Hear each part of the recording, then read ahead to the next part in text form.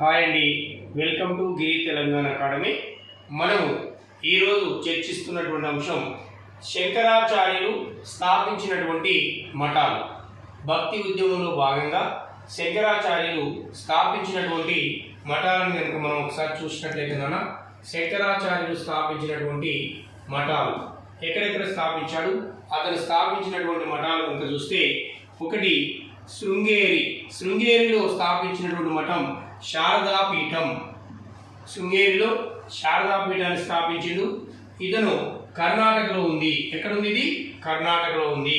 అలాగే బద్రీనాథ్లో జ్యోతిర్లింగ మఠాన్ని స్థాపించడం జరిగింది. శారదా మఠం ఎక్కడ? శృంగేరిలో. బద్రీనాథ్లో ఏం స్థాపించిండు? జ్యోతిర్లింగ మఠాన్ని స్థాపించిండు. ఇది ఉత్తరాఖండ్లో ఉంది.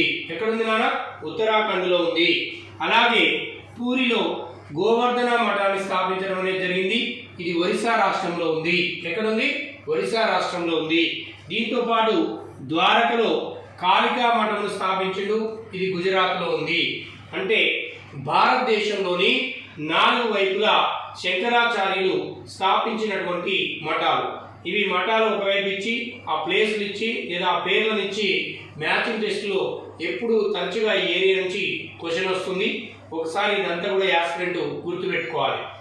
శృంగేరిలో శారదా మఠాన్ని స్థాపించుడు, కర్ణాటక రాష్ట్రంలో ఉంది. బద్రీనాథ్లో జ్యోతిర్లింగ మఠాన్ని స్థాపించుడు, ఉత్తరాఖండ్లో ఉంది. పూరిలో గోవర్ధన మఠాన్ని స్థాపించుడు, ఒరిస్సాలో ఉంది. ద్వారకాలో కాళికా మఠాన్ని స్థాపించుడు, గుజరాత్లో ఉంది. ఇవన్నీ ఎవరు స్థాపించినారా?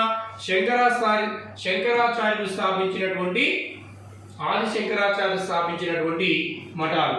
దీంతో పాటు కంచిలో కూడా ఇతని యొక్క శిష్యులు స్థాపించినారు మఠాన్ని.